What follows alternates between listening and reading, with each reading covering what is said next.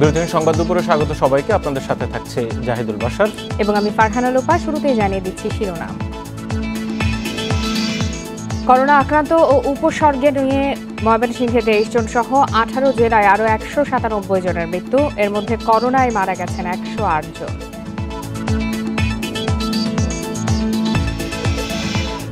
রাজধানীতে ভর্তি করোনা রোগীদের বেশিরভাগই ঢাকার বাইরের। সব হাসপাতালে আইসিইউর তীব্র সংকট।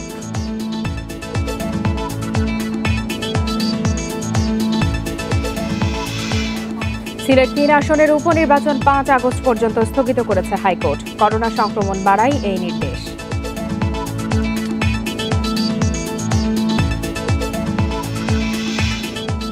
লকডাউনের চতুর্থ দিনে রাজধানীর সড়কে বেড়েছে যানবাহনের চাপ। নির্দেশনা ভেঙে অনেক অফিস খোলায় কর্মস্থলে যাচ্ছেন মানুষ।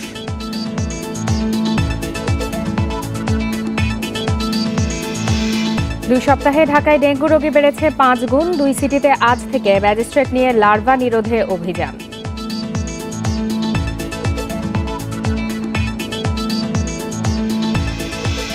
শিরোনাম জানাচ্ছিলাম, এবারে চলে যাচ্ছে বিস্তারিত খবরে। করোনা আক্রান্ত ও উপসর্গ নিয়ে 24 ঘন্টায় রাজশাহী, ময়মনসিংহ সহ 18 জেলায় আরও 197 জনের মৃত্যু হয়েছে। এর মধ্যে করোনায় 108 এবং উপসর্গ নিয়ে 89 জন মারা গেছেন। এদিকে রাজশাহী, খুলনা সহ বেশ কয়েকটি জেলায় সংক্রমণ হার কিছুটা কমেছে। চিকিৎসকরা বলছেন, জুনে বিধিনিষেধ থাকায় শনাক্তের হার সেসব জেলায় কিছুটা কম ছিল। তবে ঈদের সময় শিথিলের কারণে আবারও সংক্রমণ বাড়ার শঙ্কা তাদের। রাজশাহীতে করোনা ইউনিটে রোগী ভর্তির সংখ্যা কমলেও কমেনি মৃত্যু। 24 ঘন্টায় রাজশাহী মেডিকেল কলেজ হাসপাতালে করোনায় 8 ও উপসর্গ নিয়ে 9 জন মারা গেছেন। হাসপাতালে 513 শয্যার বিপরীতে ভর্তি আছে 399 জন। এবার কিন্তু মানুষ উদ্বুদ্ধ, তারা ভ্যাকসিনের জন্য আসছে, নিচ্ছে। এই ধারাটা যদি বজায় থাকে তাহলেও কিন্তু আস্তে আস্তে সংক্রমণের ধারা কমে আসবে। করোনা আক্রান্তের হার কিছুটা কমেছে খুলনায়ও। জেলায় 4 হাসপাতালে গত 24 ঘন্টায় করোনায় 14 ও উপসর্গ নিয়ে 4 জন মারা গেছেন। আক্রান্তের হার 26%। গত 4 জুন থেকে জেলায় এলাকাভিত্তিক লকডাউনের সুফলে সংক্রমণ কিছুটা কমে এসেছে বলছেন চিকিৎসকরা। অনেকটা ভালো হয়ে গেছে সেটা বলবো না, তবে আমাদের স্বস্তির জায়গা হচ্ছে যে আমাদের অনেকটা কন্ট্রোলের মধ্যে এসছে। যেখানে আমাদের 45%, 40%, 44, 43% সংক্রমণের হার ছিল, এখন সেটা গত পরশুদিন ছিল 19%, আবার কালকে 23%। তা আমরা এভারেজ যদি করে আমাদের 20 থেকে 22-23-এর মধ্যে সংক্রমণের হার আছে। ময়মনসিংহ মেডিকেল কলেজ হাসপাতালের করোনা ইউনিটে 24 ঘন্টায় সর্বোচ্চ 23 জনের মৃত্যু হয়েছে। বরিশালে করোনায় 6, উপসর্গ নিয়ে 10 জন মারা গেছেন। শনাক্তের হার 47%। করোনা আক্রান্ত হয়ে কুষ্টিয়ায় 15 ও চট্টগ্রামে 12 জন মারা গেছেন। আমরা যদিও একটু নিম্নমুখী ছিলাম, কিন্তু ওই ঈদের সময় যে আমাদের লকডাউনটাকে শিথিল করা হলো, এই শিথিলের জন্য লোকজনের মুভমেন্টটা বেশ অনেক বেড়ে গিয়েছে। এই যে মুভমেন্ট বাড়ার জন্য আগামী 2 সপ্তাহে আমরা মনে করছি হয়তো আবার এটাকে ঊর্ধ্বগতি যেতে পারে। এছাড়া করোনা ও উপসর্গ নিয়ে সিলেটে 10, যশোরে 11, চুয়াডাঙ্গা 7 ও রংপুরে 7 জন মারা গেছেন। সাতক্ষীরায় করোনা ইউনিটে মৃত 5 জনই উপসর্গ নিয়ে চিকিৎসাধীন ছিলেন। রেশমি নন্দী, ইন্ডিপেন্ডেন্ট নিউজ। করোনা পরিস্থিতির সবশেষ অবস্থা জানাতে রাজশাহী থেকে এই মুহূর্তে আমাদের সঙ্গে যোগ দিয়েছেন সহকর্মী মাইনুল হাসান। মাইনুল, এই মুহূর্তে আসলে সংক্রমণের কথা যদি বলা হয়, সেক্ষেত্রে রাজশাহীর পরিসংখ্যান কি বলছে সর্বশেষ, আর হাসপাতাল ব্যবস্থা নিয়ে আমাদেরকে বিস্তারিত জানাবেন। রাজশাহীতে করোনা সংক্রমণের কয়েকদিনের চিত্র যদি আমি বলি, কয়েকদিন আগেও কিন্তু, আজকে 4 দিন আগেও যদি ধরি, 4 দিন আগে কিন্তু 65% শনাক্তের হার ছিল। তবে আমরা গত 3 দিন থেকে দেখছি যে রাজশাহীতে সংক্রমণের হার কিছুটা কমেছে। কারণ আমরা দেখছি যে গড়ে যদি ধরিতে 30%-এর মধ্যে আছে। গত 24 ঘন্টায় রাজশাহীর যে 2টি পিসিআর ল্যাবে নমুনা পরীক্ষা হয়েছে, সেখানে করোনা শনাক্তের হার হয়েছে 30.76%। অর্থাৎ গত কয়েকদিনের তুলনায় অনেকটা কমেছে। সেক্ষেত্রে চিকিৎসকরা বলছে যে করোনা সংক্রমণের হার সাধারণত একবারে সর্বোচ্চ চূড়ায় পৌঁছানোর পরে ধীরে ধীরে নামতে শুরু করে। তো রাজশাহীতেও ঠিক একই অবস্থার মধ্যে এখন আছে বলে চিকিৎসকরা জানাচ্ছেন। তবে আমরা দেখছি যে রাজশাহী মেডিকেল কলেজ হাসপাতালে রোগী এই করোনা সংক্রমণের হার কমার সাথে সাথে রাজশাহী মেডিকেল কলেজ হাসপাতালে রোগী ভর্তিও কমেছে। আমরা যেখানে আগে দেখেছি যে 78 জন রোগী সর্বোচ্চ 24 ঘন্টার মধ্যে ভর্তি ছিল, সেইটি এখন কমে 41-এ এসছে।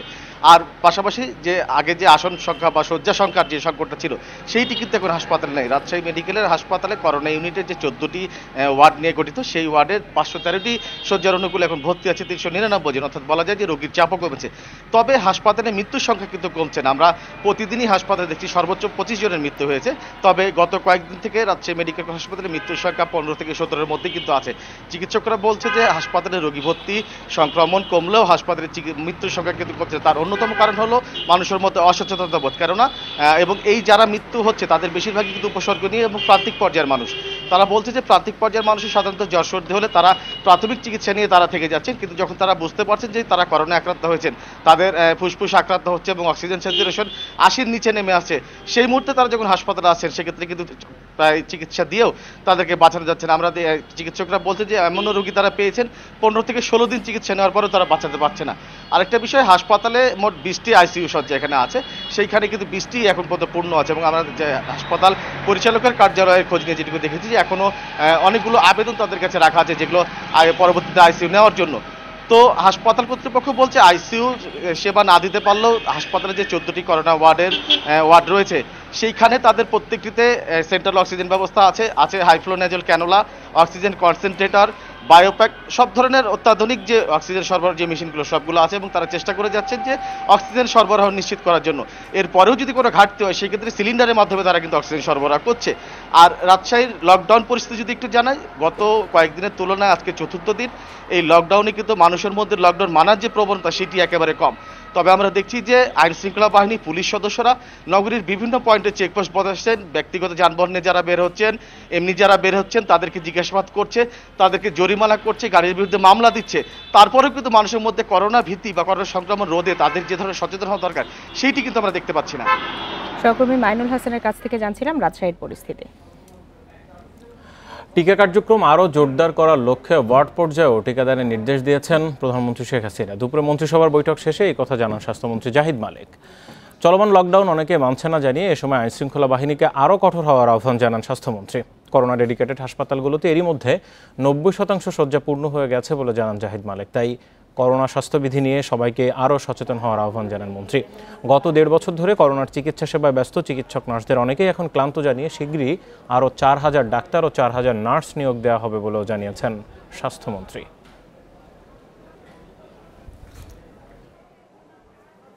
যেমন আমরা ওয়ার্ডে কেন নিয়ে যাচ্ছি বা ইউনিয়নে কেন নিয়ে যাচ্ছি টিকা দেওয়ার ব্যবস্থা, আমরা হাজার হাজার কর্মীকে ট্রেন করতেছি, যারা আমাদের কমিউনিটি ক্লিনিকে কাজ করে, যারা FWC-তে কাজ করে, ইভেন যারা নার্স, ট্রেনি নার্স, মানে এখনো লেখাপড়া শেষ করে নাই, তাদেরকেও আমরা আনতেছি। অর্থাৎ এই ওয়ার্ড তো অনেক সারা বাংলাদেশে, কাজে আমাদেরকে 1 কোটি 1.25 কোটি টিকা আমাদেরকে দিতে হবে। আমরা আশা করি এর থেকে বেশি পারবো। 21 কোটি ভ্যাকসিন দিতে তো যদি 1 কোটি করেও মাসে দিই তাও তো 21 মাস লাগে। আইসিইউ সংকটে রাজধানীর হাসপাতালগুলো। করোনা রোগীদের জন্য একটি বেডের ব্যবস্থা করতে হাসপাতাল থেকে হাসপাতালে ছুটতে হচ্ছে। বেশিরভাগ রোগীই আসছেন ঢাকার বাইরে থেকে। রাজধানীর সরকারি হাসপাতালগুলোর মধ্যে শুধু ডিএনসিসি হাসপাতালেই কালে ভদ্রে পাওয়া যাচ্ছে 2-1টি বেড। করোনা আক্রান্ত স্বামী রইস উদ্দিনকে নিয়ে টাঙ্গাইল থেকে মহাখালীর ডিএনসিসি হাসপাতালে আফরোজা। রইসের অক্সিজেন স্যাচুরেশন 65, তীব্র শ্বাসকষ্ট থাকায় তার প্রয়োজন আইসিইউ। আইসিইউ পান না এখানে? কি করবেন? 3 ঘন্টা অপেক্ষার পরও মেলেনি আইসিইউ। এরপর যাত্রা কুর্মিটোলা হাসপাতালের উদ্দেশ্যে। আইসিইউ ফাঁকা পাওয়া যায়নি সেখানেও। রইস উদ্দিনকে নিয়ে আবার যাত্রা শুরু করে অ্যাম্বুলেন্স। মগবাজারের হলি ফ্যামিলি হাসপাতালে পৌঁছার পর আইসিইউ এর প্রয়োজন শেষ হয় তার। ততক্ষণে অ্যাম্বুলেন্সে মারা গেছেন রইস উদ্দিন। সারা দেশেই আইসিইউ বেডের তীব্র হাহাকার। ঢাকায় বেড ফাঁকা আছে মনে করে অনেক রোগী ছুটছেন ঢাকার দিকে। হাসপাতাল থেকে হাসপাতালে ঘুরছেন, পাচ্ছেন না আইসিইউ। কারো কারো পরিণতি হচ্ছে রইসের মতো, আর কারো ভাগ্য ভালো থাকলে মিলছে একটি মাত্র বেড। এখানে আইসিইউ পাওয়া হয় নাই, সিট খালি নাই, আর আপনার ওই মডার্নে গেছিলো সিট খালি নাই, পদ্মায় গেছিলো সিট খালি নাই, তার আবার এখানে নিয়ে আসা হয়েছে। 3টা হাসপাতালে গেছে, একটা হাসপাতালও কই ভর্তি করলো না, ওই সিট নাই রে কথা হইলো 2 দিন কে নাই কাছে। রাজধানীতে 16টি সরকারি হাসপাতালের 3টিতে আইসিইউ এর ব্যবস্থা নেই, বাকি 13টির একটিতেও ফাঁকা নাই বেড। সংকট কাটাতে ডিএনসিসি হাসপাতালে আইসিইউ বেড বাড়ানো হচ্ছে আরও 82টি। সবগুলো বেডে বসানো হচ্ছে সেন্ট্রাল অক্সিজেন লাইন।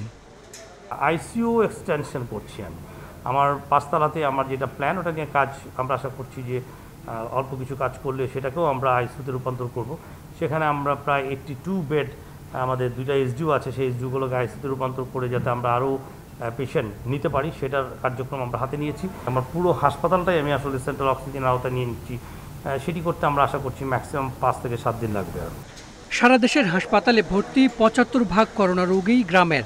অনেকেই দেরিতে হাসপাতালে আসায় দেখা দিচ্ছে জটিলতা, প্রয়োজন পড়ছে আইসিইউ এর। Hasan Misbah, independent news, Dhaka. Corona রোধে চলমান কঠোর বিধিনিষেধ অমান্য করে খুলেছে অনেক বেসরকারি প্রতিষ্ঠানের, ফলে বাধ্য হয়েই ঘর থেকে বের হচ্ছেন চাকরিজীবী মানুষ। লকডাউনের 4র্থ দিনে রাজধানীর বিভিন্ন এলাকার সড়কে দেখা গেছে মানুষের ব্যাপক উপস্থিতি। বিনা কারণে বের হলে জরিমানা ও আটক করছে আইনশৃঙ্খলা বাহিনী। তবে সড়কে মানুষ আর গাড়ির চাপ বেশি থাকায় সবাইকে জিজ্ঞাসাবাদ করা সম্ভব হচ্ছে না। এক একটি রিকশা ভ্যানে এভাবেই যাত্রাবাড়ি থেকে গুলিস্তান যাচ্ছেন অফিসগামী মানুষ। এজন্য এক একজনকে গুনতে হচ্ছে 50 থেকে 60 টাকা। বিধিনিষেধ না মানায় পুলিশ সদস্যরা ভ্যান থেকে নামিয়ে দিচ্ছেন অনেক যাত্রীকে। তবে রাস্তায় বের হওয়া মানুষের তুলনায় পুলিশের সংখ্যা অপ্রতুল। বাধ্য হয়ে বের হয়েছেন তারা। না, অফিস বন্ধ প্লাস খোলা। এখন কিছু কিছু কাজ আছে, গুরুত্বপূর্ণ কাজ, যেগুলো এক্সপোর্ট ইম্পোর্টের কাজ, তো না করলেই নয়। এক একজন ভাড়া 50 টাকা করে নিচ্ছে, যেটা কিনা রিক্সায় গেলে আমার এটাই লিগ্যাল ভাড়া ছিল। এই অসুবিধাগুলি আসলে আমাদেরকে ফেস করতে হবে। রাজধানীর প্রায় প্রতিটি এলাকার চিত্রই এমন। বেলা বাড়ার সাথে সাথে সড়কে বেড়েছে ভিড়। যানবাহন আছে সব বন্ধ, গরিবরা হাইটে যাক না মরে যাক, কি করে যাক, অফিস খোলা, অফিসে যেতে হবে। হ্যাঁ, কিন্তু শুধু বড় লোকের গাড়িগুলো চলবে, বড় লোক বাচ্চা থাকবে আর গরিব সব মরে যাবে। যেখানে 10 টাকার ভাড়া সেখানে 150 টাকা ছাড়া যাইতে পারতেছি না, অনেক কষ্ট হচ্ছে, একটা রিক্সাও যেতে যাচ্ছে না। রাজধানীর যেসব স্থানে বিভিন্ন বাহিনীর চেকপোস্ট আছে সেখানে মানুষের ভিড় কম দেখা গেছে। লকডাউনে বিনা কারণে ঘর থেকে বের হলে নেওয়া হচ্ছে আইনি ব্যবস্থা।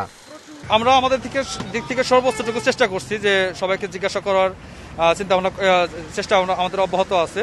এর মাধ্যমে যাদেরকে আমরা সঠিক সাজা দিতে পারতেছি, যৌক্তিক কারণে ঢাকায় প্রবেশ করার চিন্তা ভাবনা করতেছি, তাদেরকে আমরা সুযোগ দিচ্ছি। আর অন্যথায় তাদেরকে আমরা আইনগত ব্যবস্থা অথবা তাদেরকে যেখান থেকে আসছে সেখানে ব্যাক করা দেওয়ার প্রচেষ্টা চালাচ্ছে। তারা বাধ্য হয়ে ঘর থেকে বের হচ্ছেন এবং অনেকেই আছেন তাদের নিজস্ব কিছু কাজ আছে, সেগুলো তারা করে বেড়াচ্ছেন। আমি এখন যেখানে আছি রাজধানীর খিলগাঁও এলাকা যদি দেখাই, এখানে কিন্তু আপনি নিশ্চয়ই দেখবেন যে মানুষের কিন্তু প্রচুর পরিমাণে ব্যক্তিগত গাড়ি বের হয়েছে, বিশেষ করে রিক্সা এবং মোটর সাইকেল, তার পাশাপাশি প্রাইভেট কার।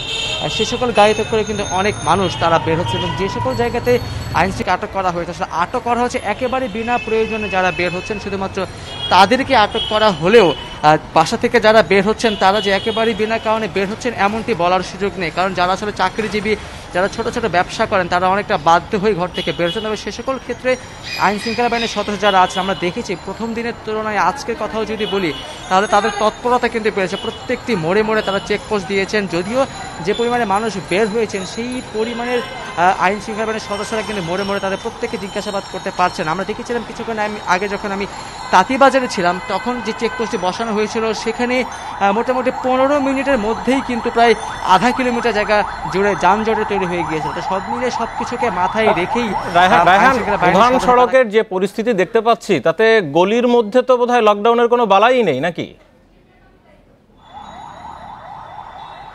না, একেবারেই নেই। কারণ হচ্ছে অলিগলিতে প্রধান সড়কেও যখন আইন শৃঙ্খলা বাহিনীর সদস্যরা যাচ্ছেন তখন ছাড়া অন্যান্য সময়ে কিন্তু প্রচুর পরিমাণে মানুষ থাকছেন। তো সেসব ক্ষেত্রে পুলিশের যে পেট্রোল টিমগুলো আছে, যারা মোটরসাইকেল এলাকা ভিত্তিক তারা পেট্রোল করেন, টহল দিয়ে থাকেন, শুধুমাত্র সেই সময়টিতে দোকানগুলো বন্ধ করা হয় বা মানুষজন ভিতরে গেলে অন্যান্য প্রত্যেকটি সময় আমরা দেখেছি প্রচুর পরিমাণে মানুষ, প্রায় সব ধরনের দোকান কিন্তু আসলে খোলা থাকে। তো সব মিলে বলা যায় যে অলিগলিতে কিন্তু একেবারেই স্বাস্থ্যবিধি মানার ক্ষেত্রে বা দোকানপাট খোলার ক্ষেত্রে যে সকল নির্দেশনা দেওয়া হয়েছে, যে সকল দোকানপাট খোলা যাবে না সেগুলো কিন্তু খোলা থাকছে। আইন শৃঙ্খলা বাহিনীর সদস্যরা, পুলিশ সদস্যরা ভেতরে গেলে তারা সেগুলোকে বন্ধ করে দিচ্ছেন, সাধারণ মানুষ ভিতরে চলে যাচ্ছেন, কিন্তু তারা চলে আসলে আবারও কিন্তু সে একই অবস্থা হয়ে যায়। প্রথমে যেমনটি বলছিলাম যে এত বেশি মানুষ আসলে রাজধানীতে বসবাস করেন, সেই অনুযায়ী আইন শৃঙ্খলা বাহিনীর সদস্য যারা আছেন তারা চাইলেও কিন্তু প্রত্যেকটি জায়গা বা প্রত্যেককে জিজ্ঞাসাবাদ করে সেটিকে আসলে নিয়ন্ত্রণ করা সম্ভব না যদি না সাধারণ মানুষ তার নিজ নিজ জায়গা থেকে সচেতন না হন।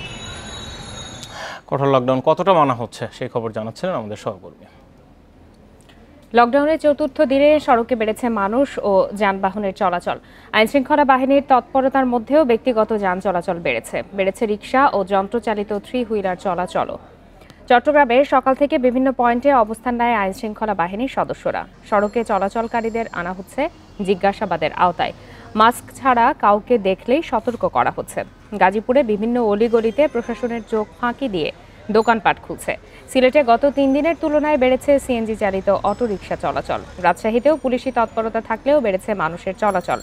একই অবস্থা বগুড়া, বরিশাল সহ দেশের অনেক জেলায়। এদিকে রাজবাড়ীর দৌলতদিয়া ফেরিঘাটে ভিড় না থাকলেও প্রাইভেট কার, মাইক্রোবাস ও মোটরসাইকেল যোগে ঢাকায় ফিরছেন অনেকে। কারো মধ্যেই দেখা যায়নি স্বাস্থ্যবিধি নিয়ে সচেতনতা। আসলে ব্যাংকে চাকরি করি, আমাদের সেবাটা আসলে জরুরি সেবার মধ্যে পড়ছে। এখন আমাদের কষ্ট হলেও আসলে বৃহত্তর স্বার্থে এই কষ্টটা মেনে নিতে হবে। অপ্রয়োজনীয় যারা বাইরে হচ্ছে ওদেরকে আমরা ব্যাক করাই দিচ্ছি। রিক্সার মধ্যে 2 জন দেখতেছি, জিজ্ঞেস করতেছি, কষ্টের সম্মুখীন করতেছি যে আপনারা কেন বাইরেছেন, আপনারা সরকারের নিয়ম নীতি মানেন। তো পরে ওদেরকে আমরা ব্যাক করে দিচ্ছি। আর যে গাড়িগুলো দেখতেছি পাঠাও রাইড শেয়ার করতেছে, ওগুলো আমরা আইনের আওতায় নিয়ে আসছি। অনেকের মধ্যেই লকডাউন না মানার একটা প্রবণতা রয়েছে এবং ছোটখাটো ইস্যুতে, ছোটখাটো কারণেই তারা বাইরে বের হয়ে আসছে। ফেরিঘাটে ঢাকামুখী যাত্রী চাপ নিয়ে বিস্তারিত জানাতে এবারে রাজবাড়ীর দৌলতদিয়া ঘাট থেকে যোগ দিয়েছেন সহকর্মী শামীম রেজা। শামীম, আমরা যেমনটি আমাদের খবরে দেখাচ্ছি যে চতুর্থ দিনে এসে লকডাউন কিন্তু মানুষ অনেকেই মানছেন না, মানুষের চলাচল বেড়েছে। সেক্ষেত্রে ফেরিঘাটে আপনি রাজধানীমুখী মানুষের চাপ এই মুহূর্তে কেমন দেখছেন?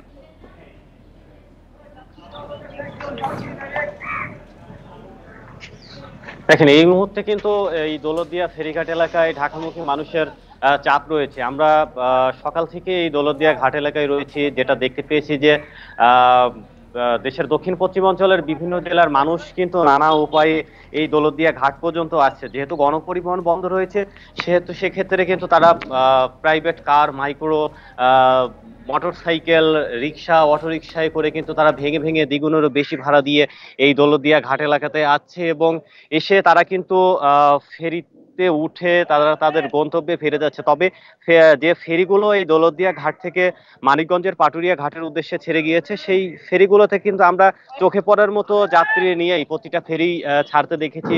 অনেকটা বলা যায় যে গাদাগাদি করেই যাত্রীরা কিন্তু ফেরিতে উঠে পদ্মা পাড়ি দিচ্ছে। অনেক যাত্রীর মুখে মাস্ক নেই, একজনের গায়ের সঙ্গে আরেকজনের গা ঘেঁষাঘেঁষি করেই মানুষ ফেরি পারাপার হচ্ছে।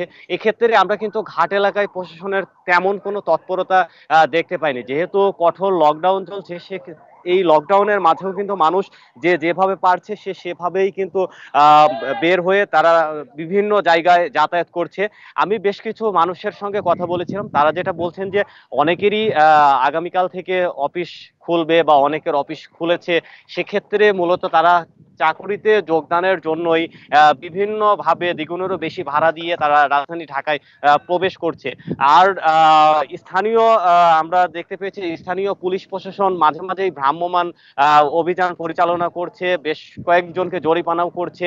যখন ভ্রাম্যমাণ আদালতের টিম বা পুলিশ প্রশাসন এই ঘাট এলাকায় থাকে, সেই সময়ে কিন্তু মানুষের সমাগমটা কিন্তু একেবারেই নেই। যখনই চলে যায় তখনই জনসমাগম বাড়ে। সবকিছু মিলিয়ে এখন পর্যন্ত আমরা দেখতে পেয়েছি যে রাজধানী ঢাকামুখী মানুষের যথেষ্ট চাপ রয়েছে। ফেরিঘাটের পরিস্থিতি জানছিলাম সহকর্মী শামীম রেজার কাছ থেকে। সিলেট 3 আসনের উপনির্বাচন 5 আগস্ট পর্যন্ত স্থগিত করেছে হাইকোর্ট। করোনা সংক্রমণ বেড়ে যাওয়ায় সকালে বিচারপতি এনায়েতুর রহিমের বেঞ্চ এ আদেশ দেন। শুনানিতে আদালত বলেন, পরিস্থিতি বিবেচনায় সরকার যে কঠোর লকডাউন দিয়েছে সেই বাস্তবতার সাথে থাকা উচিত। রিটকারী আইনজীবী আদালতকে জানান, সংবিধান অনুযায়ী 7 সেপ্টেম্বর পর্যন্ত নির্বাচন অনুষ্ঠানের সময় রয়েছে। শুনানি শেষে যেহেতু 5 আগস্ট পর্যন্ত লকডাউন রয়েছে, তাই হাইকোর্ট ওই দিন পর্যন্ত নির্বাচন স্থগিত ঘোষণা করে। পরে নির্বাচন কমিশনের শুনানি নিয়ে পরবর্তী দিন ঠিক করা হবে। 28 জুলাই ওই আসরে উপনির্বাচন অনুষ্ঠানের কথা ছিল। কারণ যেহেতু 7 সেপ্টেম্বর পর্যন্ত সাংবিধানিক বাধ্যবাধকতার সময় আছে, সেই জন্য এই প্যান্ডেমিক পরিস্থিতিতে নির্বাচন করার অর্থ হবে প্যান্ডেমিক সিচুয়েশনকে আরও এগ্রাভেট করে দেওয়া, আরও বাড়িয়ে দেওয়া। এই জন্য আদালত এই কথাগুলি বিবেচনায় নিয়েছেন। নির্বাচন অনুষ্ঠিত হলে কোনোভাবেই স্বাস্থ্যবিধি মানা সম্ভব নয়। এটি বিবেচনায় নিয়ে আদালত 5 আগস্ট পর্যন্ত নির্বাচন প্রক্রিয়া স্থগিত করেছে। করোনা পরিস্থিতির মধ্যেও একেবারে সবকিছু চূড়ান্ত হয়েছিল সিলেটের উপনির্বাচন অনুষ্ঠানের জন্য। ঠিক সেই মুহূর্তে যখন নির্বাচন স্থগিত করে দেওয়া হলো, তারপর সিলেটের খবর কি জানবো? আমাদের সহকর্মী মাধব কর্মকার এই মুহূর্তে বিস্তারিত নিয়ে রয়েছেন সেখান থেকে। মাধব, আর একদিন পরেই নির্বাচন অনুষ্ঠিত হওয়ার কথা ছিল 28 জুলাই, হঠাৎ করেই স্থগিতাদেশ আসলো, কি অবস্থা? প্রার্থীরা কি বলছেন? ভোটারদের প্রতিক্রিয়া কি?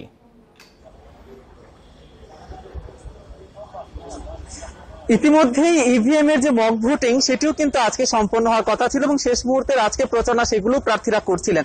তবে যে বিষয়টি জানাতে চাই সেটি হচ্ছে, যে আসনে উপনির্বাচন সেই আসনের মাননীয় সাংসদ তিনি কিন্তু করোনা আক্রান্ত হয়ে মারা গিয়েছিলেন এবং এই মুহূর্তে আপনারা যে ব্যানারটি দেখতে পাচ্ছেন, ইনি হচ্ছেন মোহাম্মদ ইসরাইল হোসেন। তিনি গতকাল মারা গিয়েছেন করোনা আক্রান্ত হয়ে। তিনি ছিলেন সিলেটের আঞ্চলিক নির্বাচন কর্মকর্তা এবং এই উপনির্বাচনের রিটার্নিং কর্মকর্তা।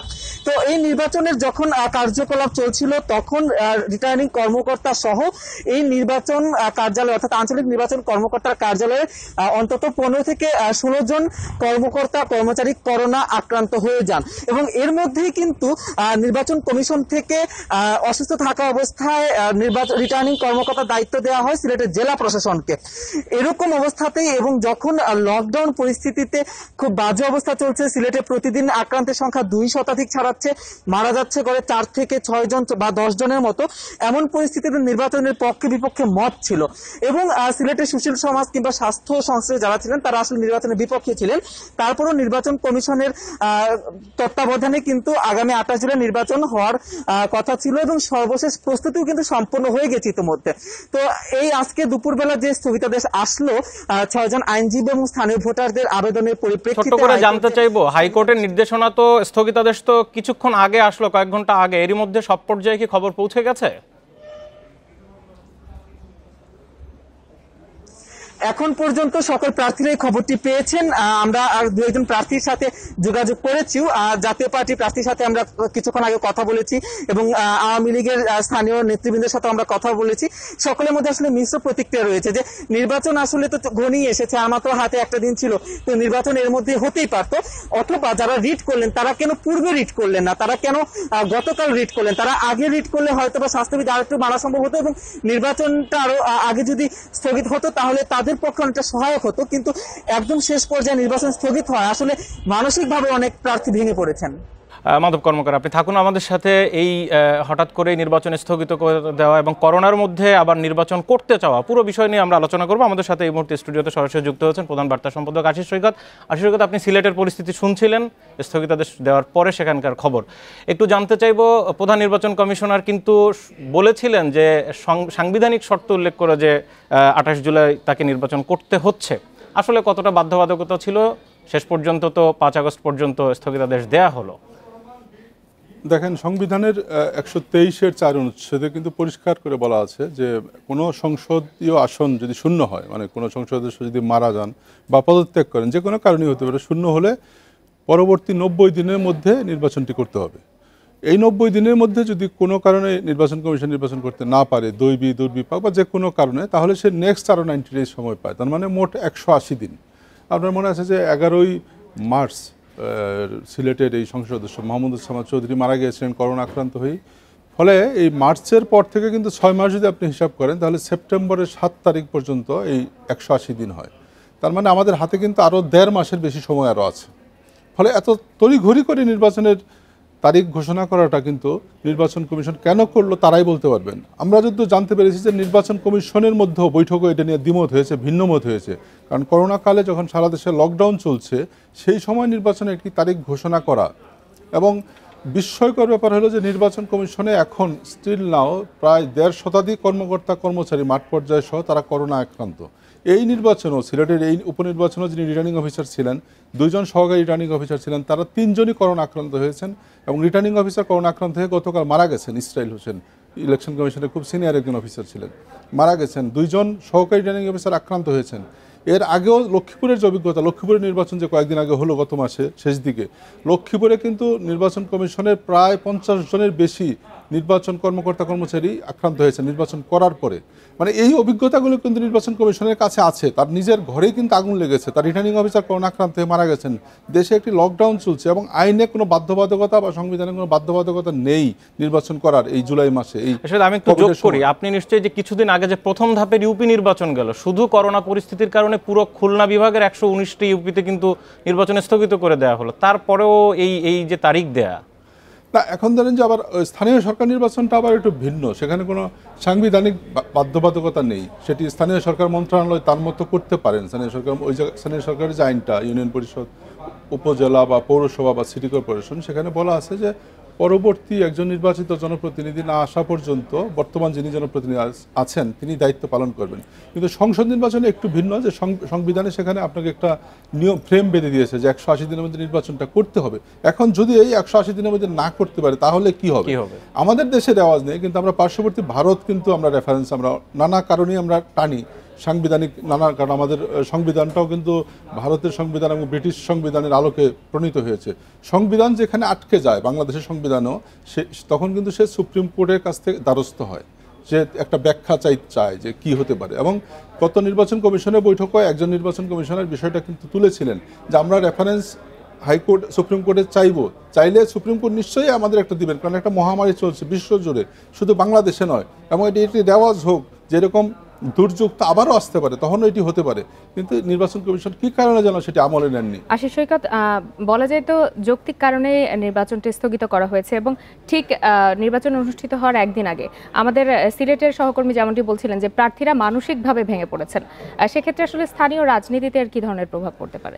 না, দেখেন যে প্রার্থীরা মানসিকভাবে ভেঙে পড়ার তো একটা কারণ থাকতেই পারে, কারণ নির্বাচনের তারিখ ঘোষণা হয়েছে। প্রার্থীরা একটা নির্বাচন পরিচালনার জন্য কিন্তু বিপুল পরিমাণ শুধু অর্থ ব্যয় না, জনসমাগম, কারণ সব ভোট কেন্দ্রে তার এজেন্ট ঠিক করতে হয়, তার ভোটারদের নিয়ে যাওয়ার একটা প্রস্তুতি নিতে হয়, এটা বিরাট আয়োজন। তাদের আর্থিক যেমন একটা বড় টাকা তাদের এখানে খরচ হয়ে গেছে ইতিমধ্যে, এবং জনবলও কিন্তু যেহেতু একদিন পরে নির্বাচন, তারা কিন্তু সব আয়োজনটা করে ফেলেছে। এই সময়ে এসে হাইকোর্টের এই সিদ্ধান্তটি হয়েছে। তারপরও যেটি আমাদের কাছে যেটি মনে হয় যে দেশের সার্বিক বিবেচনায় তারা এটি মেনে নেবেন। কারণ আপনি দেখেন যে লক্ষ্মীপুরে, আমি একটু আগে আমাদের লক্ষ্মীপুর প্রতিনিধির সঙ্গে কথা বলছিলাম, যে লক্ষ্মীপুর উপনির্বাচন হওয়ার আগে লক্ষ্মীপুরের শনাক্তের হার ছিল 15 থেকে 16%। লক্ষ্মীপুরে উপনির্বাচন হওয়ার পরে সেটি 55 থেকে 60% গিয়ে দাঁড়িয়েছে শনাক্তের হার। কি ভয়াবহ চিত্র দেখেন, 15 থেকে। এবং সিলেটে এই নির্বাচনটি যদি হতো তাহলে আরও ভয়াবহ হয়তো তাদের জন্য ভবিষ্যৎ মানে অপেক্ষা করতো সিলেটের। না হওয়ার কারণে হয়তো সেই দুর্যোগ থেকে হয়তো সিলেট বেঁচে যেতে পারে। মানে সেই জায়গাটায় আমার মনে হয় যে প্রার্থীরা সেটি ডেফিনেটলি সেটি দীর্ঘমেয়াদী বিবেচনা করবেন, কারণ তারা তো ভোট করেন কার জন্য? মানুষের জন্য, তার ভোটারদের জন্য। তার ভোটাররাই যদি সুস্থ না থাকে তাহলে কি হবে? আরেকটা বিষয় আমি আরেকটু স্পষ্ট হতে চাই, নিশ্চয়ই আমাদের দর্শকদেরও সেটি উপকৃত হবেন। যদি 7 সেপ্টেম্বরের মধ্যে করোনা পরিস্থিতি নিয়ন্ত্রণে না আসে, করার মতো পরিবেশ তৈরি না হয়, সেক্ষেত্রে তাহলে কি হতে যাচ্ছে, মানে কি উপায় থাকছে? সেক্ষেত্রে সংবিধানের যেমন ইলেকশন কমিশন এখন বলছেন যে সাংবিধানিক একটা বাধ্যবাধকতা ওই দিন 180 দিনের মধ্যে নির্বাচন করার, যদি না হয় সংবিধানের কিন্তু যে কোনো বিষয় ব্যাখ্যা দেওয়ার অধিকার সুপ্রিম কোর্টের আছে, এটাও সংবিধানেই আছে। অতএব এই ব্যাখ্যাটা তারা তখন সুপ্রিম কোর্টে চাইতে পারেন যে আমরা এই অবস্থায় একটা মহামারীর মধ্যে আছি, আমরা ইলেকশনটা করতে আমাদের সাংবিধানিক বাধ্যবাধকতা আছে কিন্তু আমরা করতে পারছি না, আমরা কি করব? তখন ডেফিনেটলি আমাদের সুপ্রিম কোর্ট, যেমন আজকে দেখেন হাইকোর্টই কিন্তু একটা সিদ্ধান্ত দিয়ে দিল যে এই মহামারীর মধ্যে, এই লকডাউনের মধ্যে নির্বাচন করা যাবে না অন্তত 5 তারিখ পর্যন্ত। সেরকম কিন্তু সুপ্রিম কোর্ট তখন একটা নির্দেশনা নিশ্চয়ই দেবেন যে তারা নিশ্চয়ই এই মহামারীর কথা বিবেচনা করবেন, কারণ এটার কিন্তু ভারতে কিন্তু একাধিক এই ধরনের ঘটনা ঘটেছে, রেওয়াজ রয়েছে। যখন দুর্যোগ হয়েছিল তখন কিন্তু সুপ্রিম কোর্ট তাদের বলেছে যে তুমি তোমার সুবিধাজনক সময়ে তুমি নির্বাচন করবে। এবং এখানেও ডেফিনেটলি সুপ্রিম কোর্টে ইলেকশন কমিশন যেতে পারে এবং এখনও সময় শেষ হয়ে যায় নাই, সুপ্রিম কোর্টের কাছে ইলেকশন কমিশনে যাওয়া উচিত, কারণ এটি কিন্তু শেষ ইলেকশন নয়, আরও কিন্তু ইলেকশন আছে, কারণ মহামারী কিন্তু দ্রুত শেষ হয়ে যাচ্ছে তা কিন্তু নয়। আর এটি এমন নয় যে এই ইলেকশনটা না করলে সরকার বদল হয়ে যাবে বা নতুন সরকার চলে আসবে, এরকম কোনো বিষয় না। আর সরকার যখন বিষয়টাকে এত গুরুত্ব দিয়ে, আপনি দেখেন যে গত লকডাউনে কিন্তু কিছু কিছু শিল্প প্রতিষ্ঠান, বিশেষত গার্মেন্টস খোলা রাখা হয়েছিল, এইবার কিন্তু এতই গুরুত্ব দেওয়া হয়েছে যে সব গার্মেন্টস সহ সব শিল্প প্রতিষ্ঠানও কিন্তু বন্ধ রাখা হয়েছে, একবারে কঠোর লকডাউন। আজকেও মন্ত্রিসভার বৈঠকে কিন্তু কঠোর লকডাউন চালিয়ে যেতে বলা হয়েছে। সেটি হচ্ছে যে এইরকম একটা পর্যায়ে নির্বাচন কমিশনকে সরকারের তরফ থেকে কি কোনো বিষয়ে এই বিষয়ে কোনো নির্দেশনা দেওয়া হয়নি? যদিও নির্বাচন কমিশন সাংবিধানিক প্রতিষ্ঠান, নির্বাচন কমিশন তো স্বাধীনভাবেই কাজ করে, স্বাধীনভাবেই তাদের সিদ্ধান্ত নেওয়ার কথা, কিন্তু ডেফিনেটলি তারা স্বাস্থ্য মন্ত্রণালয়ের সঙ্গে তারা যোগাযোগ করতে পারতো, বা স্বাস্থ্য মন্ত্রণালয়ের সঙ্গে তারা যোগাযোগ করেছেন কিনা আমরা জানি না। যদি যোগাযোগ করতেন তাহলে স্বাস্থ্য মন্ত্রণালয় নিশ্চয়ই লকডাউনের মধ্যে তাদের নির্বাচন করতে বলতেন না। আমরা কিন্তু আসলে ইলেকশন কমিশনের এই যে কার্যক্রম, এর আগেও একাধিক নির্বাচনের মধ্যেই ঘটনা ঘটেছে, তারা কোভিডের মধ্যে করার চেষ্টা করেছেন, এটা কিন্তু মানুষ হতাশ হচ্ছে। এবং জটিল নির্বাচন কিন্তু আপনি দেখেন যে একই সময় লক্ষ্মীপুরের নির্বাচনটি হলো, কিন্তু ঢাকা যে উপনির্বাচনটি মিরপুরের আসলামুল হক যে জায়গায় মারা গেলেন ওই আসন, এবং কুমিল্লার সেখানে কিন্তু প্রার্থী দাঁড়ালেন না, মানে একজন প্রার্থী হয় ইলেকশনই লাগলো না, ফলে বিনা প্রতিদ্বন্দ্বিতা জিতে গেলেন।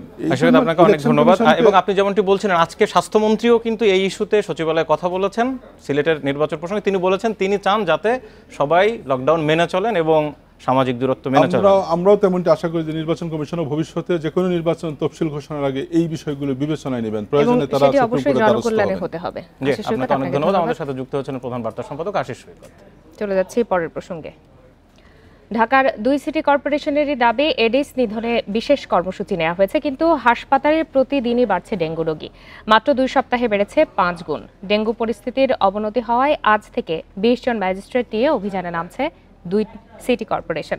রাজধানীর 17 হটস্পটে শুরু হচ্ছে ওষুধ ছিটানো। 9 জুলাই এডিস নিধনে বিশেষ কর্মসূচি নেয় ঢাকা দক্ষিণ সিটি কর্পোরেশন। সেদিন ঢাকায় ডেঙ্গু আক্রান্ত হন 24 জন, আর উত্তর সিটি চিরুনি অভিযান শুরু করে 10 জুলাই। সেদিন ডেঙ্গু রোগী শনাক্ত হয় 48 জন। টানা অভিযান চালানোর পরও ঢাকায় ডেঙ্গু পরিস্থিতির অবনতি হচ্ছে। 2 সপ্তাহ আগে ঢাকা দক্ষিণে ডেঙ্গুর হটস্পট ছিল মুগদা, বাসাবো ও খিলগাঁও। এতদিনে এটি ছড়িয়েছে মতিঝিল, গ্যান্ডারিয়া সহ বেশ কিছু এলাকায়। আর ঢাকা উত্তরে বসুন্ধরা, লালমাটিয়া, মিরপুর ও মগবাজারে এডিস মশা সবচেয়ে বেশি। আমার গলিতেই আমি যে বাসাতে থাকি, এ বাসাতে 2 জনের পজিটিভ, মানে ডেঙ্গু হয়েছে গত 2 সপ্তাহে। আমার ছেলে কালকে ডেঙ্গু পজিটিভ আসছে। মশার ওষুধ তো দেয় দেখছি, এখন ওষুধ না কি তা তো আর জানি না। যদি আর বাস্তবিক পক্ষে যা আমার বলার কথা, সেটা যদি ওষুধে হতো তাহলে আমার এক বাসায় 2 জন ডেঙ্গু ওষুধওয়ালা ওষুধ দিয়ে চলে গেল, আরেকজন আছে পরিষ্কার করার, সে যদি সকালবেলা বিকালবেলা পরিষ্কার না করে তাহলে তার ওষুধ দিয়ে লাভ হলো না। নগরীতে ডেঙ্গু যখন ভয় বাড়াচ্ছে, তখন প্রতিটি ওয়ার্ডে মশক নিধন চলছে স্বাভাবিক সময়ের লোকবল দিয়েই। পরিস্থিতি মোকাবেলায় জনবল বাড়ানোর তাগিদ কাউন্সিলরদের। ল্যাব্রোসেটিংয়ের জন্য আপনার ধ্বংস করার জন্য 7 জন, আর ফকার মেশিন চালানোর জন্য 5 জন। তারা অক্লান্ত পরিশ্রম করছেন। ঢাকা সিটি কর্পোরেশন থেকে যে ওষুধগুলো আমাদেরকে দিচ্ছে খুবই ভালো, কিন্তু আমি মনে করি যে একটু আমাদের লোকবলটা বাড়াতে হবে। তবে সিটি কর্পোরেশন বলছে ডেঙ্গু বাড়ার দায় নগরবাসীরও। নির্মাণাধীন ভবন, বাড়ির ছাদ ও আঙিনায় জমে থাকছে পানি। জরিমানা করার পরও সচেতন হচ্ছে না অনেকে। পরিষ্কার পানিতে যে লার্ভা হয় এগুলোতে যাতে পানিগুলি ফেলে দেয়, এই ব্যবস্থার জন্য আমরা চেষ্টা করে যাচ্ছি। পাশাপাশি ভ্রাম্যমাণ আদালত পরিচালিত হচ্ছে, আপনারা এটাও দেখতে পাচ্ছেন। ভ্রাম্যমাণ আদালতের মাধ্যমে আমরা যারা আমাদের এই নির্দেশনাগুলি পালনে অনীহা দেখাচ্ছে তাদেরকে আমরা জরিমানা বা শাস্তি দিচ্ছি। জুন মাসে ঢাকায় ডেঙ্গু রোগী শনাক্ত হয়েছে 272 জন। জুলাইয়ে সেই সংখ্যা 1307 জন। এখনও নিয়ন্ত্রণ করা না গেলে ডেঙ্গুর প্রকোপ আরও বাড়ার আশঙ্কা বিশেষজ্ঞদের। Adilur Rahman, independent news, Dhaka. ঈদের কয়েকদিন বিরতির পর আজ থেকে আবারও শুরু হয়েছে টিসিবি ট্রাকে পণ্য বিক্রি। সাশ্রয়ী মূল্যে পণ্য কিনতে রাজধানীর বিভিন্ন এলাকায় ভিড় রয়েছে ক্রেতাদের। দীর্ঘ লাইনে মানা হচ্ছে না স্বাস্থ্যবিধি। অনেকের মুখে নেই মাস্ক। ক্রেতাদের অভিযোগ, লাইনে বেশিরভাগ মানুষই নিয়ম মানছেন না। ভিড় ঠেলে সামনে গিয়ে অনেকে একাধিকবার পণ্য ক্রয়ের পর তা বেশি দামে বাজারে বিক্রি করছে বলে অভিযোগ তাদের। এদিকে ভ্রাম্যমাণ ট্রাকে চিনির পাশাপাশি মসুর ডাল ও সয়াবিন তেল বিক্রি করছে টিসিবি। সয়াবিন তেল প্রতি লিটার 100 টাকা, মসুর ডাল প্রতি কেজি 55 টাকা এবং চিনি প্রতি কেজি বিক্রি করছে 55 টাকা দরে। এই কার্যক্রম চলবে আগামী 26 আগস্ট পর্যন্ত। মোট 450টি ট্রাকে মহানগর সহ সারা দেশে পণ্য বিক্রি করছে টিসিবি।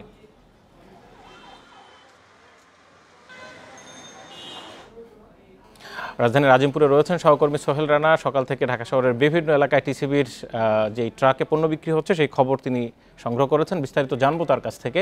সোহেল রানা, এই মুহূর্তে আপনি যেখানে আছেন 2:30 বেজে গেছে, এখনো পর্যন্ত কি পরিমাণ ক্রেতা রয়েছে টিসিবির ট্রাকগুলোর সামনে? দেখুন, এখনও আমি রয়েছি আসলে প্রেস ক্লাব এলাকায়। আমি এর আগের সংবাদে যেমনটি জানিয়েছিলাম আমি তখন আজিমপুর ছিলাম। তো এখন আমরা দেখেছি প্রেস ক্লাবের এই 2টা-2:30 বাজে এখনও কিন্তু দীর্ঘ লাইনের সারি রয়েছে ক্রেতাদের। দেখেন, আপনি একটু দেখানোর চেষ্টা করি। আমরা সকালেও যেমনটি দেখেছিলাম এরকম দীর্ঘ লাইনেই দাঁড়িয়েই ক্রেতারা কিন্তু এখান থেকে পণ্য কিনছেন। আমরা দেখেছি 1 ঘন্টা 1.5 ঘন্টা পর্যন্ত দাঁড়াতে হচ্ছে ক্রেতাদের। কারণ হচ্ছে যেহেতু বাজারে চিনি এবং ডাল এবং তেল এগুলো প্রায় দ্বিগুণ দামি বলা যায়। কারণ 1 কেজি এখান থেকে তেল কিনতে হলে 100 টাকা দিতে হচ্ছে, যেটা খোলা বাজারে গিয়ে আমরা দেখছি সেটা 150 টাকা 152 টাকা পর্যন্ত গুনতে হচ্ছে। যার কারণে এখানে প্রায় 1 কেজি তেলের ক্ষেত্রেই প্রায় 50-52 টাকা পর্যন্ত ক্রেতার সাশ্রয় হচ্ছে। যার কারণে দীর্ঘ লাইনে দাঁড়িয়ে কষ্ট করে হলেও এখান থেকে পণ্যটি কিনছেন এবং তারা দাবি করেছেন যে প্রতিদিন যেন এরকম খোলা ট্রাকে করে যারা তাদের পণ্য কিনতে পারেন তেমনটি জানিয়েছেন। এবং এখান থেকে কিন্তু 4 কেজি কিংবা 5 লিটারের বেশি আসলে তেল নেওয়ার সুযোগ নেই।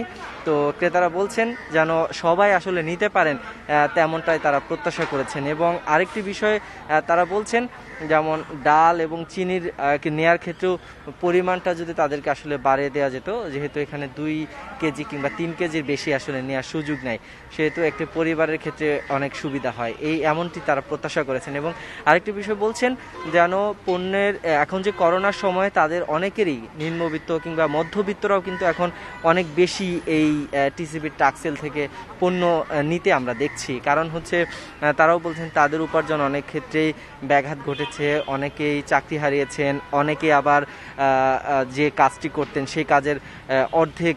এখানে প্রায় একটা অভিযোগ পাওয়া যায়, বিশেষ করে সয়াবিন তেল চাহিদা অনুযায়ী অনেক কম থাকে। আজকে কি অবস্থা? লকডাউনের মধ্যে এই ক্রেতাদের আসা একটু মুশকিল হচ্ছে না?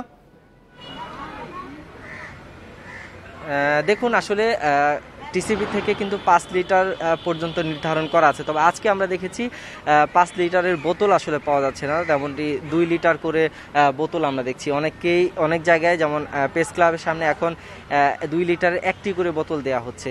আমরা আবার আজিমপুরে দেখেছিলাম সেখানে 2টি করে বোতল দেওয়া হচ্ছিল। এমনটি আছে কারণ তেলের হয়তো টিসিবি থেকে যে পরিমাণ তেল তারা নিয়ে আসতে পারছেন, ক্রেতাদের চাহিদা অনুযায়ী তারা সেরকমটি দিচ্ছেন। কারণ 2 লিটারের কমে আসলে দেওয়ার সুযোগ নেই। আর আমরা দেখেছি আজিমপুর এলাকাতেই যেহেতু ক্রেতাও রয়েছে আবার তাদের পর্যাপ্ত মজুদ রয়েছে, সেক্ষেত্রে 2টি করে বোতল দেওয়া হচ্ছে, যার কারণে 4 লিটার করে তেল পাচ্ছেন ক্রেতারা। তো আজকে এই ছিল আমার কাছে থাকা প্রেস ক্লাব এলাকার টিসিবির পণ্য বিক্রির এখনকার সর্বশেষ অবস্থা। প্রেস ক্লাব এলাকা থেকে আমাদের সহকর্মী সোহেল রানা ছিলেন আমাদের সাথে। আগামী 10 আগস্ট থেকে বিদেশিরা ওমরা করতে পারবেন বলে জানিয়েছে সৌদি আরব। 9টি দেশ ছাড়া সব দেশ থেকে সৌদি আরবে বিমান চলাচল করবে বলে এক প্রজ্ঞাপনে জানিয়েছে দেশটির সরকার। প্রজ্ঞাপন অনুযায়ী 18 বছর বা তার বেশি বয়সীরা ওমরা পালন করতে পারবেন। ভারত, পাকিস্তান, ইন্দোনেশিয়া, মিশর, তুরস্ক, আর্জেন্টিনা, ব্রাজিল, দক্ষিণ আফ্রিকা ও লেবাননের নাগরিকদের তৃতীয় আরেকটি দেশে 14 দিনের কোয়ারেন্টাইনে থাকতে হবে। ওমরা পালন করতে হলে ফাইজার, মডার্না, অ্যাস্ট্রাজেনেকা অথবা জনসন অ্যান্ড জনসনের টিকার সম্পূর্ণ ডোজ নেওয়া থাকতে হবে। আর চীনের টিকার 2টি ডোজ নেওয়া থাকলেও ফাইজার, মডার্না, অ্যাস্ট্রাজেনেকা অথবা জনসন অ্যান্ড জনসনের একটি করে বুস্টার ডোজ নিতে হবে।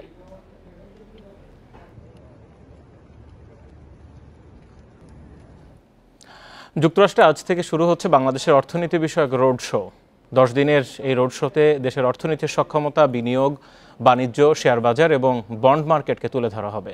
যুক্তরাষ্ট্রে বাংলাদেশকে তুলে ধরে বিদেশি ও প্রবাসী বাংলাদেশিদের বিনিয়োগ আকর্ষণ করাই এই আয়োজনের মূল লক্ষ্য। নিউ ইয়র্কে অনুষ্ঠানের প্রথম দিনে দুটি সেশন হবে। প্রথম সেশনে থাকবে দেশের পুঁজিবাজারের প্রবাসী বিনিয়োগকারী সম্মেলন, আর দ্বিতীয় সেশনে হবে বিদেশি ও প্রাতিষ্ঠানিক বিনিয়োগকারী সম্মেলন। 28 জুলাই ওয়াশিংটনে অনুষ্ঠিত হবে স্টেক হোল্ডার্স মিটিং। 30 জুলাই লস অ্যাঞ্জেলেসে অনুষ্ঠিত হবে বিনিয়োগকারী সম্মেলন। সবশেষ 2 আগস্ট সান ফ্রান্সিসকোতে হবে যুক্তরাষ্ট্র বাংলাদেশ প্রযুক্তি খাতে বিনিয়োগ সম্মেলন। এসব সম্মেলনে বাংলাদেশের সরকারি বিভিন্ন প্রতিষ্ঠানের নীতি নির্ধারণী পর্যায়ের কর্মকর্তা, বেসরকারি উদ্যোক্তা, প্রবাসী বাংলাদেশি এবং বিদেশি উদ্যোক্তারা অংশ নেবেন। এই রোড শোর মাধ্যমে বাংলাদেশের অর্থনীতি নতুন করে পরিচিতি পাবে বলে আশা আয়োজকদের। ইউরোপ আমেরিকায় করোনা পরিস্থিতির উন্নতি, পরিবর্তিত ভূ রাজনীতি সহ 6 কারণে তৈরি পোশাকের প্রচুর ক্রয়াদেশ আসছে বাংলাদেশে। আগামী 2 বছর অর্ডারের পরিমাণ আরও বাড়ানোর চিন্তা করছেন যুক্তরাষ্ট্রের ক্রেতারা। এ অবস্থায় কম দামের অর্ডার না নিতে সদস্যদের প্রতি আহ্বান জানিয়েছেন শিল্প মালিকদের সংগঠন বিজিএমইএ। তবে লকডাউন ও কন্টেইনার জট চিন্তায় ফেলেছে শিল্প মালিকদের। গাজীপুরের মৌচাক এলাকার তৈরি পোশাক কারখানা সাদমা ফ্যাশনওয়্যার লিমিটেড প্রতি মাসে 20 লাখ পিস পোশাক উৎপাদন করতে পারে প্রতিষ্ঠানটি। উদ্যোক্তারা জানান 5 মাসের পূর্ণ ক্রয়াদেশ আছে তাদের। ভালো ক্রয়াদেশ থাকায় করোনার মধ্যেই কারখানা সম্প্রসারণ করছে গ্রুপটি। আগে যে কাস্টমার আমাদেরকে 1 মিলিয়ন 2 মিলিয়ন কোয়ারিজ করতো, সেই কাস্টমার এখন আমাদেরকে 3 মিলিয়ন 4 মিলিয়ন কোয়ারিজের করতেছে। তার মানে আমরা ধরে নিচ্ছি অন্যান্য দেশগুলোতে যেসব অর্ডারগুলো তারা এক্সিকিউশন করতো, সেই অর্ডারগুলো এখন আমাদের এখান থেকে করার তারা ট্রাই করতেছে। উদ্যোক্তারা জানান দীর্ঘদিন পর লকডাউন থেকে স্বাভাবিক অবস্থায় ফিরছে ইউরোপে আমেরিকা, তাই পোশাকের বাড়তি চাহিদা আশা করছে ব্র্যান্ডগুলো। অন্যদিকে তুলনামূলক কম দাম যেমন ক্রেতাদের বাংলাদেশমুখী করছে, তেমনি সর্বোচ্চ সংখ্যক পরিবেশ বান্ধব কারখানা ও কর্মপরিবেশের উন্নয়নে ইমেজ বেড়েছে বাংলাদেশের। আবার করোনা পরবর্তী ভূ রাজনীতির কারণে অনেক দেশই চীন ও মিয়ানমারে ক্রয়াদেশ কমাচ্ছে। এ পরিস্থিতিতে বাংলাদেশ ভিয়েতনামে এগিয়ে থাকলেও নিয়ন্ত্রণহীন করোনায় পিছিয়ে ভারত, তাই আগের দামে অর্ডার না নেওয়ার আহ্বান নেতাদের। এখন মনে হয় সেলার্স মার্কেট, এখন আমাদের মার্কেট, আগে বায়ার্স মার্কেট ছিল। কেন আমাদের এখন অনেক অপশন আছে, সব বায়ার মাল চাচ্ছে। কার্ডটা আমরা নিব, কার্ডটা নিব না, এখানে একটা আমাদের সুযোগ আছে। এই হিসাবে যদি আমরা কাজ না করতে পারলে দুঃখজনক ব্যাপার। ক্রয়াদেশে আশা দেখলেও নানা কারণে উদ্বিগ্ন উদ্যোক্তারা। করোনা প্রতিরোধে এবারের লকডাউনে বন্ধ তৈরি পোশাক কারখানা। দ্রুততম সময়ে কারখানা খুলতে না পারলে পণ্য পাঠাতে হবে কার্গো প্লেনে, এতে বাড়বে খরচ। এছাড়া চট্টগ্রাম বন্দরে দীর্ঘদিন ধরে চলছে রপ্তানি পণ্যের কন্টেইনার সংকট। এর আগে যখন তারা অর্ডার ক্যান্সেল করেছিল তখন তাদেরও দোকান বন্ধ ছিল, লকডাউনে ছিল, তারা ওয়েট করেছিল। কিন্তু এবার আর তারা ওয়েট করবে না, তারা বেশি দামে হলো অন্যান্য দেশ থেকে কিনবে। এই অপরচুনিটিটা আমরা নষ্ট করতে চাই না। গত অর্থ বছরে প্রায় $31 বিলিয়ন তৈরি পোশাক রপ্তানি হয়। চলতি অর্থ বছরে এই খাত থেকে আয়ের লক্ষ্য $35 billion. Ruhul Amin, independent news, Dhaka. আপনারা আছেন বিরতিহীন সংবাদ দুপুরে। সংবাদে আরো যা জানাবো। তালেবান আগ্রাসন ঠেকাতে আফগানিস্তানের 31 প্রদেশে কারফিউ জারি, বিমান হামলা অব্যাহত রাখার ঘোষণা যুক্তরাষ্ট্রের।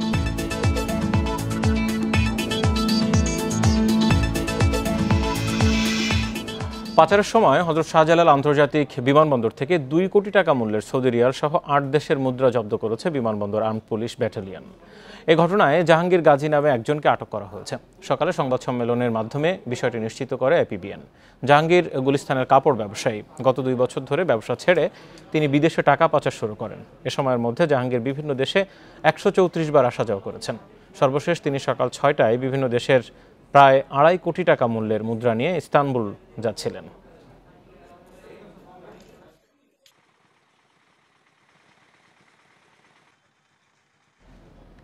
করোনা আক্রান্ত হয়ে যুক্তরাষ্ট্রে 24 ঘন্টায় 49 জনের মৃত্যু হয়েছে। মহামারীর শুরুর পর এটি দেশটিতে একদিনের সর্বনিম্ন মৃত্যুর ঘটনা। এদিকে বিশ্বে করোনায় একদিনে মারা গেছে 6,853 জন, নতুন আক্রান্ত 4,26,000-এর বেশি। এর মধ্যে সর্বোচ্চ প্রাণহানি ইন্দোনেশিয়ায় 1,266 জন। এছাড়া ব্রাজিলে একদিনে মারা গেছে 500 জন। এ নিয়ে দেশটিতে মোট প্রাণহানি ছাড়ালো 5.5 লাখ। ভারতে একদিনে 411 জনের মৃত্যু এবং 38,153 জন নতুন রোগী শনাক্ত হয়েছে। ফ্রান্সের বিভিন্ন অঞ্চলে বিশেষ কোভিড পাসের ওপর গুরুত্ব দেওয়া হচ্ছে।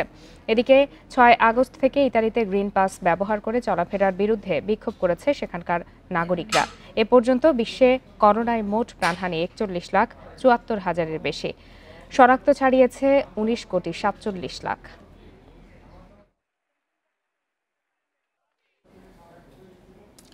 তালেবানের আগ্রাসন ঠেকাতে আফগানিস্তানে মাসব্যাপী রাত্রিকালীন কারফিউ জারি করেছে সরকার। শনিবার দেশটির স্বরাষ্ট্র মন্ত্রণালয় জানায়, সহিংসতা নিয়ন্ত্রণ ও তালেবানের যাতায়াত সীমিত করতে ৩১ প্রদেশে কারফিউ জারি করা হয়েছে। এদিকে তালেবানের বিরুদ্ধে আফগান সেনাবাহিনীর লড়াইয়ে সহযোগিতার জন্য বিমান হামলা অব্যাহত রাখবে যুক্তরাষ্ট্র। এক শীর্ষ মার্কিন জেনারেল রোববার এই ঘোষণা দেন। মার্কিন সেন্ট্রাল কমান্ডের প্রধান জেনারেল কেনেথ ম্যাকেনজি বলেন, এরই মধ্যে গত কয়েকদিনে বিমান হামলার সংখ্যা বাড়িয়েছে যুক্তরাষ্ট্র।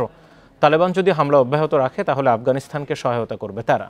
আগামী ৩১ আগস্টের মধ্যে আফগানিস্তান থেকে সব বিদেশি সেনা প্রত্যাহারের কথা রয়েছে।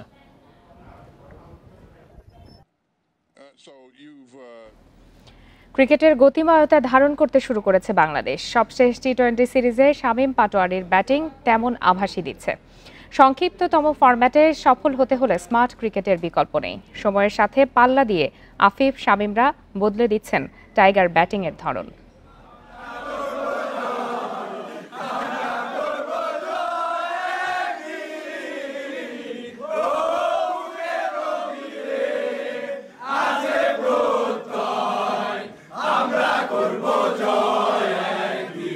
এমন উচ্ছ্বাসে তো ভাসবেই টাইগার দল। কোনো সফরে যে এই প্রথমবার 3 ফরম্যাটে সিরিজ জিতল রিয়াদ সাকিবরা। জয়ের ধারা প্রসারিত হবে দিনে দিনে, সেই কামনা দলের সবার কণ্ঠে। টি-20 ফরম্যাটে তুলনামূলক দুর্বল বাংলাদেশ। নিজেদের দ্বিতীয় সর্বোচ্চ রান তাড়ার রেকর্ড তাই বাড়তি প্রেরণা যোগাচ্ছে। 2018 নিদাহাস ট্রফিতে শ্রীলঙ্কার বিপক্ষে 215 রানের টার্গেট ছুঁয়ে যে মহাকাব্যিক জয় এসেছিল তাই এখন পর্যন্ত শীর্ষে। এরপর দীর্ঘদিন পেরিয়ে এলো এমন রাজসিক জয়। একাধিক ম্যাচের টি-20 সিরিজে 4 জয় আর 4 ড্র বাংলাদেশের। এর মধ্যে 3টি জয় অ্যাওয়েতে, যার সব শেষটি এলো হারারে স্পোর্টস ক্লাবে। 2019-এ ঘরের মাঠে ত্রিদেশীয় টুর্নামেন্টের ফাইনাল বৃষ্টিতে ভেস্তে গেলে আফগানিস্তানের সাথে ট্রফি শেয়ার করে টাইগাররা। টি-20তে বাংলাদেশ দলের অর্জন খুব বর্ণিল নয়, কিন্তু জিম্বাবুয়ের বিপক্ষে সবশেষ সিরিজ ইঙ্গিত দিচ্ছে বড় পরিবর্তনের, যেখানে সংক্ষিপ্ততম ফরম্যাটে দেশের বড় বিজ্ঞাপন হয়ে উঠতে পারে শামীম পাটোয়ারি। ক্যারিয়ারের প্রথম 2 ম্যাচেই দারুণ ক্যামিও খেলেছেন শামীম। সিরিজ জয়ের পথে ব্যাট করেছেন 200-র উপরে স্ট্রাইক রেটে। এমন মারকুটে কাউকেই দীর্ঘদিন খুঁজে আসছে বাংলাদেশ। যেহেতু টি-20তে ডেবু হয়েছে টি-20 সিরিজ দিয়ে, সো আমার কাছে অনেক ভালো লাগতেছে যে আমরা সিরিজটা জিততে পেরেছি। সো আমার জন্য ভালো হয়েছে এবং ইভেন আমার টিমের জন্য ভালো হয়েছে। অধুনা ক্রিকেটে গতিময়তাই শেষ কথা। সংক্ষিপ্ততম ফরম্যাটে তাই তারুণ্যে আস্থা বড় দলগুলোর। ভারতের ঋষভ পান্থ, ইংল্যান্ডের লিয়াম লিভিংস্টোন খেলার গতিপথ বদলে দিচ্ছে। বাংলাদেশও সেই পথে হাঁটা শুরু করলো, যে যাত্রায় শামীম, আফিফরা টাইগারদের কাণ্ডারি। ফেরদৌস ইসলাম, ইন্ডিপেন্ডেন্ট নিউজ। টোকিও অলিম্পিকের তৃতীয় দিনের শুরুতেই সাঁতারের অনেকগুলো ইভেন্টের ফাইনাল হয়েছে। 400 মিটার ফ্রি স্টাইল রিলের মাধ্যমে স্বর্ণজয়ের মিশন শুরু করেছেন আসরের আলোচিত মার্কিন সাঁতারু ড্রেসেল। 100 মিটার ব্রেস্ট স্ট্রোকে অলিম্পিক স্বর্ণ ধরে রাখলেন ব্রিটিশ সাঁতারু অ্যাডাম পেটি। 57.37 সেকেন্ডে টাইমিং করে তিনি পেছনে ফেলেন নেদারল্যান্ডসের অর্ন কামিঙ্গাকে। 2016 রিও অলিম্পিকে শ্রেষ্ঠত্ব ছিল পেটির। মেয়েদের 100 মিটার বাটারফ্লাইয়ে সেরা কানাডার মার্গারেট ম্যাকনেইল। প্রথমে পিছিয়ে থাকলেও শেষ 50 মিটারে সামলালেন তিনি। এই ইভেন্টে রৌপ্য জেতেন চীনের ঝ্যাং উইফেই। যুক্তরাষ্ট্রের তারকা সাঁতারু ড্রেসেল পদক মিশন শুরু করেছে 400 মিটার ফ্রি স্টাইল রিলের স্বর্ণের মাধ্যমে। এছাড়া ছেলেদের ট্রায়াথলন জিতেছেন নরওয়ের ক্রিস্টিয়াল ব্লুমেনফেল্ড। করোনা আক্রান্ত হয়ে টোকিও অলিম্পিক থেকে ছিটকে গেছেন ওয়ার্ল্ড র্যাঙ্কিংয়ের শীর্ষ গলফার জন রাম। 2 মাসের মধ্যে দ্বিতীয়বার করোনা পজিটিভ হলেন স্পেনের এই তারকা। গেল জুনে করোনা পজিটিভ হয়ে মেমোরিয়াল টুর্নামেন্ট থেকে নাম প্রত্যাহার করেন রাম। সুস্থ হয়ে ফেরার পর জেতেন ইউএস ওপেন। মেগা ইভেন্টে এসে আবারও করোনা আক্রান্ত হলেন রাম। এর আগে মার্কিন গলফার ব্রাইসন ডিকাম্বু করোনা পজিটিভ হয়ে ছিটকে যান অলিম্পিক থেকে। এদিকে করোনা পরিস্থিতির কারণে শুরুতে নাম প্রত্যাহার করলেও পরবর্তীতে সিদ্ধান্ত বদলেছে গিনি। রবিবার টোকিও অলিম্পিকে 5 অ্যাথলিট পাঠায় পশ্চিম আফ্রিকার দেশটি।